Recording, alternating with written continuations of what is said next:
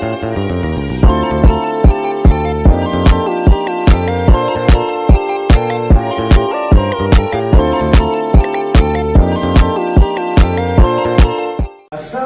warahmatullahi wabarakatuh.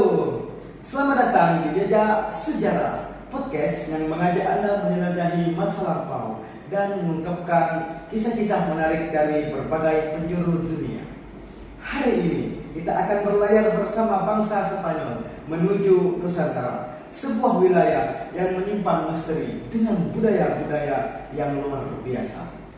Oke guys, pada podcast hari ini akan dipandu oleh kami, yaitu saudara Faiz dan saya sendiri Aprilia Ipanti. Dan di sini ada tamu sebagai narasumber kita, yaitu Senza. Halo, Senza. Dan saudara Indonesia. Halo Indonesia. Pertanyaan pertama dari saya yaitu apa yang mendorong bangsa Spanyol untuk datang ke Nusantara? Baik, tentunya ada beberapa faktor mengapa Spanyol itu pergi berlayar ke Nusantara. Yang pertama itu dia ingin memiliki rempah-rempah di Nusantara, dan saat itu dia sudah menguasai wilayah Nusantara. Kedua itu dia ingin menyebarkan agama-agama Katolik di Nusantara. Oke, selanjutnya ini untuk pertanyaan untuk Kak Liza ya Kak. Bagaimana perjalanan mereka? Apakah perjalanan mereka langsung sampai ke Nusantara ini? Perjalanan mereka menuju Nusantara tidaklah mudah, banyak melalui rintangan yang dimana dia harus menyeberangi luasnya Samudra Pasifik, banyaknya ombak-ombak yang harus dia lalui. Oh gitu ya? Iya, jadi enggak dari Spanyol ke Nusantara itu enggak berjalan dengan mulus, banyaknya rintangan yang mereka lewati. Berarti banyak rintangan yang mereka lewati ya? Iya. Baiklah, selanjutnya apakah mereka bangsa Spanyol bisa sampai ke Nusantara dan apa yang mereka lakukan setelah mereka sampai di Nusantara? Ya, mereka berhasil berlayar di Nusantara pada tahun 1521. Mereka berada di Maluku yang dimana pusatnya rempah-rempah di Nusantara. Tetapi mereka tidak bisa menguasai wilayah-wilayah Nusantara dikarenakan mereka mendapatkan pemberontakan dari masyarakat setempat dan dari bangsa Portugis. Nah ini untuk Kak Nuril tadi Kak, berarti bangsa Spanyol itu tidak bisa menguasai Nusantara ini seperti bangsa Portugis. Iya, benar sekali. Soalnya bangsa Spanyol hanya bisa menguasai wilayah-wilayah kecil yang ada di Maluku dan Filipina. Dan bangsa Spanyol pun juga tidak bisa menjalankan upaya mereka untuk menyebarkan agama Katolik di wilayah tersebut.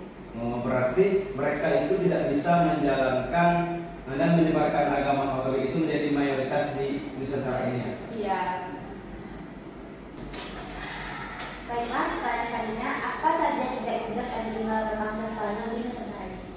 Meskipun bangsa Spanyol tidak dapat menguasai wilayah-wilayah di Nusantara, tetapi dia memberikan pengaruh yang berat bagi Nusantara, seperti pengaruh budaya, agama, dan bahasa di Nusantara. Baiklah, bagaimana pengaruh bangsa Spanyol terhadap perkembangan agama Katolik di Nusantara pada saat itu? Baik, Spanyol berhasil menyebarkan agama Katolik di Filipina dan menjadikan agama Katolik sebagai agama mayoritas di Filipina. Sedangkan di Nusantara tidak menjadikan agama Katolik sebagai agama mayoritas dan tidak mendapatkan perubahan agama dan budaya yang lebih besar di Nusantara.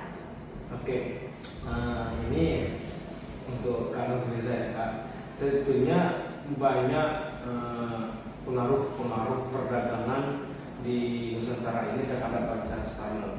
Nah, pertanyaannya itu bagaimana bangsa Spanyol mempengaruhi perdagangan di Nusantara? Spanyol berusaha menguasai perdagangan rempah-rempah di Nusantara. Akan tetapi mereka terhalangi oleh adanya bangsa Portugis dan juga penduduk lokal. Maka mereka tidak dapat secara signifikan untuk menguasai perdagangan tersebut. Tetapi bangsa Portugis lebih mendalami untuk menyebarkan agama Katolik di Filipina. Nah, terusnya pasti bangsa Spanyol itu banyak meninggalkan dampak-dampak terhadap Nusantara ini. Nah, apakah bangsa Spanyol itu meninggalkan dampak positif atau meninggalkan dampak negatif di Nusantara ini? Dampaknya beragam. Di satu sisi Spanyol budaya dan agama yang terlihat saat ini. Di satu sisi, Spanyol juga terlibat konflik dan eksploitasi sumber daya alam. Mereka juga membawa penyakit baru yang melibatkan banyaknya penduduk Nusantara meninggal pada saat itu. Apa yang bisa kita pelajari terhadap perjalanan bangsa Spanyol di Nusantara? Oke, baik. Perjalanan yang bisa kita ambil dalam perjalanan bangsa Spanyol ke Nusantara itu pertama, kita bisa belajar memahami bagaimana budaya dan wilayah-wilayah sebelum kita melakukan intervensi ke suatu wilayah tersebut. Dan juga kita bisa belajar tentang bagaimana toleransi dan bekerja sama antara budaya. Perjalanan bangsa Spanyol ini menunjukkan tentang bagaimana ketahanan dan semangat perlawanan bangsa Indonesia pada saat itu di Nusantara. Nah, demikianlah perjalanan bangsa Spanyol ke Nusantara. Perjalanan yang penuh dengan makna dan perjalanan yang penuh dengan misteri. Semoga podcast ini memberikan banyak ilmu tentang sejarah maritim dan pengaruh bangsa Barat ke dunia. Sampai jumpa di episode Cerita Sejarah berikutnya.